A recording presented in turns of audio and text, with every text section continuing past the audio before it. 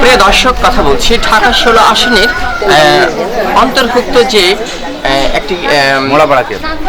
এটা কি camp? Morapara Morapara camp বাসী। আপনার নাম? আমার নাম মুস্তাক আহমেদ মাল্লু। মাল্লু ভাই, আপনাদেরকে কিন্তু দেখেছি দীর্ঘ 1.5 বছর আমিনুল হকের সাথে কাজ করতে, এবং আপনারা দেখেছেন সে কত কষ্ট করেছে এবং সে পুনর্বাসনের জন্য উর্দুভাষীদের দুর্দশা নিরসনে চেষ্টা করছেন। এবং নির্বাচন ছাড়াই কিন্তু আমরা দেখেছি আপনাদেরকে উচ্ছেদ করার জন্য প্রিপারেশন নিয়েছিল সিটি কর্পোরেশন, কিন্তু সিটি কর্পোরেশনকে কিন্তু এই আমিনুল হক বলে দিয়ে উচ্ছেদ বন্ধ করাইছে না? জি জি। আচ্ছা, নির্বাচনের পরে অনেকে কথা বলে কাজ করব, কিন্তু করে না। সে কিন্তু আমিনুল হক কিন্তু নির্বাচনের আগেই আপনাদের পাশে দেখেছি বিভিন্নভাবে ছিল।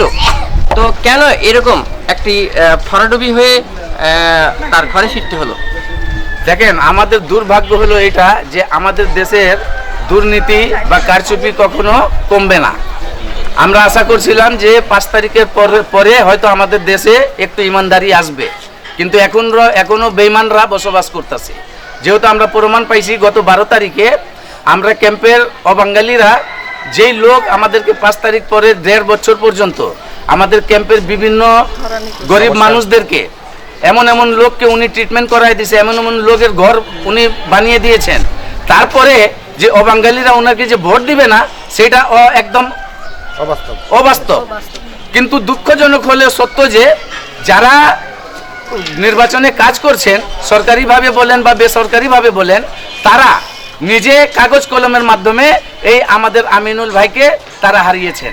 আমরা স্পষ্টভাবে বলতে চাই, আবার যদি সাহস থাকে তাহলে পুনরায় গণনা করেন অথবা আপনারা ভোট করান।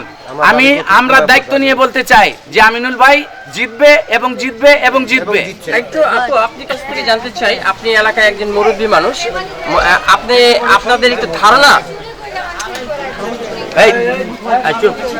একটু আপনার ধারণা জানতে চাই, কি মনে করছেন এই পরাজয় পেছনে কি কোনো কারুকার্য আছে নাকি ভোটেই হেরেছে? না, ভোটে হারে না, সে হারতে পারে না, কোনোদিনই হারতে পারে না। ভোটে হারতে পারে না? না, কোনোদিন হারতে পারে না। আপনারা আবার ব্যবস্থা নেন, অবশ্যই সে জিতবে। আবার পুনরায় ভোট দিয়ে ট্রাই করতে হবে না? জি, অবশ্যই সে জিতবে। প্রিয় দর্শক, শুনলেন আজকে এই এমসিবি টেলিভিশনের জনমত প্রকাশিত হলো। প্রতিটা এলাকাবাসীর, প্রতিটা ভোটারের মুখে একই পুনর্বাসন আমাদের একমাত্র আমিনুল হকই করতে পারত। আর বর্তমান যিনি হয়েছেন তার প্রতি কোনো আস্থা নেই এই ভোটারদের বা এলাকাবাসীর, এমনটাই তথ্য পাচ্ছি। ধন্যবাদ।